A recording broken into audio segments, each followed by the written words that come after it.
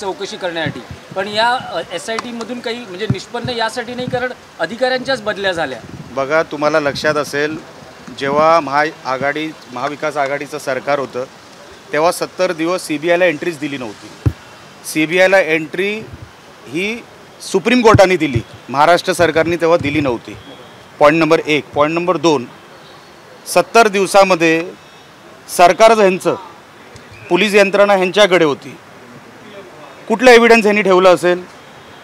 आता destruction of evidence हा पण एक क्लॉज आहेच ना. आणि म्हणून किती जरी हे लोकांनी साफसफाई करायचा प्रयत्न केला असेल तरी हे लोक आदित्य ठाकरे किंवा जे कोण संबंधित असतील ह्या केसमध्ये त्या लोकांना वाचवू शकणार नाहीत. कारण का ही स्ट्रेट फॉरवर्ड केस आहे. अहो, त्यांच्या सतीश सालियांच्या आजच्या ॲफिडेव्हिटमध्येच तुम्ही वाचा ना काय लिहिलं आहे. पहिल्याच क्लॉजमध्ये लिहिलेलं आहे, बॉडी 14व्या माळ्यावरून खाली पडली, बॉडीवर एकही मार्क नाही. असं काय होतं की तुम्हाला बॉडी डिस्पोज करावी लागली लगेच? असं काय होतं? एवढी काय अर्जन्सी होती? फॉरेन्सिक लॅबमध्ये का बॉडीला नेलं नाही? आता जे काय एव्हिडन्स तुम्ही फॉरेन्सिक दाखवताय, आम्हाला काय माहीत ते खरोखरच दिशा सालियांचं आहे की नाही? हे सगळे विषय आजचे नाही आहेत साहेब. हे आम्ही सगळे 8 जून 2020ला दिशा सालियन गेली, आम्ही 9 जूनपासून हे प्रश्न विचारतोय. SIT स्थापन झाली 2022ला. आणि म्हणून लवकरात लवकर, मी सभागृहात नव्हतो, मी सभागृहाची चर्चा ऐकली, मी सभागृहात देखील मागणी करणार आहे SITने लवकरात लवकर रिपोर्ट द्यावा. पण जे आम्ही म्हणतोय की त्या 70 दिवसामध्ये साफसफाई काय काय केली, डिस्ट्रक्शन ऑफ एव्हिडन्स काय काय आहे, त्याच्यामध्ये फॉरेन्सिक रिपोर्ट खरा आहे की खोटा आहे, हे सगळं, आणि CDR रिपोर्ट. फक्त CDR रिपोर्ट साहेब बाहेर पडला तर हे जे कोण आहेत ना, त्या काळातले जे मंत्री होते पहिले आतमध्ये जातील, त्यांना जावंच लागेल, कारण का कायदा येतो.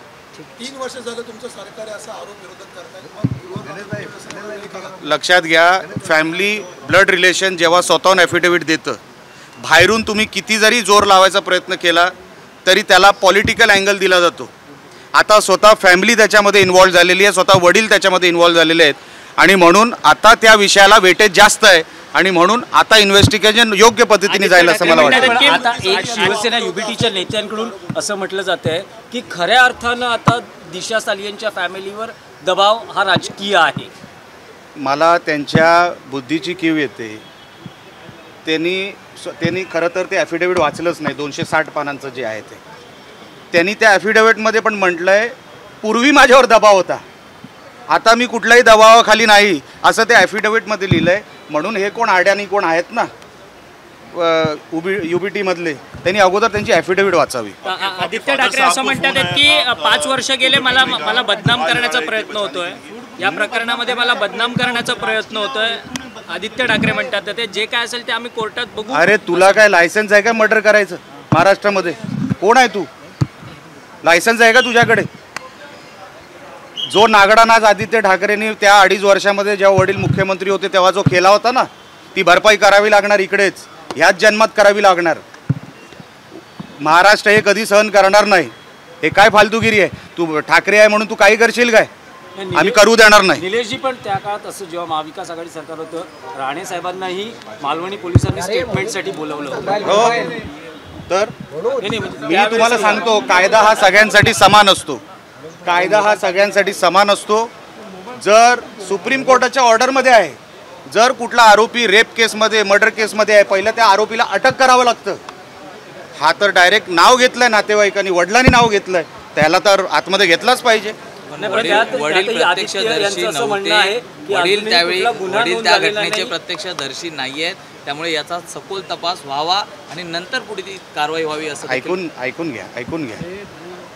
इन्व्हेस्टिगेशनचा भाग म्हणून त्यांना इंट्रोगेशनला तर बोलवावं लागेल. बरोबर, नावं आली आहेत तर इंट्रोगेशनला बोलवावं लागेल. आमचं तर जेव्हा FIR मध्ये नाव सुद्धा नव्हतं ना, तेव्हा पण इंट्रोगेशनला बोलवलं होतं साहेब. लक्षात घ्या, ह्यांचं तर डायरेक्ट सुप्रीम कोर्टामध्ये आज नाही नाव घेतलंय, 2020 मध्येच नाव घेतलेलं आहे. म्हणून आपण लक्षात घ्या, हे साधं सोपं एवढं नाही आहे. त्यांनी किती जरी कव्हर करायचा प्रयत्न केला, ह्याच्यातून कोणी आरोपी वाचणार नाही, त्यांना जेल होणार म्हणजे होणार 100%. मग आता SIT आहेच ना त्याच्यावर. मी तुम्हाला काय सांगतोय साहेब, वडिलांनी आज त्याच्यामध्ये हस्तक्षेप केलेला आहे, इंटरव्ह्यून केलेला आहे. आता ब्लड रिलेशन जेव्हा इंटरव्हीन करतं तेव्हा त्या विषयाला वेटेज जास्त येतो. आम्ही ह्याच गोष्टीची वाट बघत होतो, कारण का बाहेरून आम्ही काही जरी केलं तरी ते पॉलिटिकल केलं असं त्याचा अर्थ होतो. पण आज वडील आलेत म्हणून त्याला वेटेज वेगळं आहे. उद्धव ठाकरेंनी हे प्रकरण दाबण्याचा प्रयत्न केला होता का? 100% नारायण राणेंची बातचीत झालेली होती का? कारण ते मला माहीत नाही, पण उद्धव ठाकरे हे 100% तेव्हा हा विषय दाबण्याचा प्रयत्न करत होता. अहो सिंपल आहे ना, तेव्हा आयोग कोण होता? सचिन वाझे. केसमध्ये कोण होता? इन्व्हेस्टिगेशन ऑफिसर कोण होता? सचिन वाझे होता. त्याच्यातूनच आलं सगळं. ठीक आहे.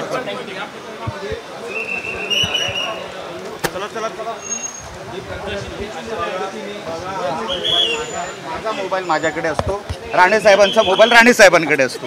मी राणे साहेबांचा मोबाईल घेत नाही.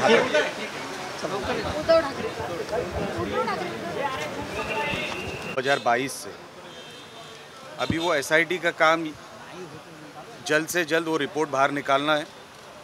जो कोई फॉरेंसिक लैब का रिपोर्ट है, अभी आपको सुनंदा पुष्कर के मर्डर केस के बारे में आपको अगर याद होगा तो तभी भी सुब्रमण्यम स्वामी जी ने बोला था एक बार बॉडी निकल जाने के बाद, डिस्पोज होने के बाद आप किस चीज़ का फॉरेंसिक रिपोर्ट दे रहे हो. सेम केस दिशा सालियान में भी, ये केस में भी सेम है. इन्होंने बॉडी डिस्पोज कर दी, 70 दिन CBI को आने नहीं दिया. इनकी यहाँ पे सरकार थी, सारी साफ सफाई हो गई. डिस्ट्रक्शन ऑफ एविडेंस ये भी अभी एक क्रिमिनल ऑफेंस है. अभी जो उस रिपोर्ट में आएगा, पहले तो उस दिन के CDR रिपोर्ट चेक होने चाहिए. दिशा सालियान उस रात को घर कैसे आई, सिर्फ ये भी अगर पता चल गया ना देश को, ये पूरा केस उलट जाएगा. उसके बाद आपको मालूम है सुप्रीम कोर्ट में किसका नाम लिया गया है, कौन थे मंत्री वो टाइम पे, जिनका नाम क्लियर कट सुप्रीम कोर्ट में लिया गया है. अभी तो SIT जो रिपोर्ट निकालेगी वो निकालेगी. और अभी पुलिस का काम ये है कि जो दिशा सालियान के फादर ने जो नाम बताए हैं उनको पहले हिरासत में लिया जाए, उनको अरेस्ट किया जाए और वहाँ से इन्व्हेस्टिगेशन शुरू हो. SITची स्थापना झाली होती या प्रकरणाची चौकशी करण्यासाठी. निलेशजी, या प्रकरणामध्ये आदित्य ठाकरे की गिरफ्तारी, जिनका नाम ये केस में है उनकी सारी उन सारों की गिरफ्तारी होनी चाहिए. इनका नाम तो सबसे पहले आया है.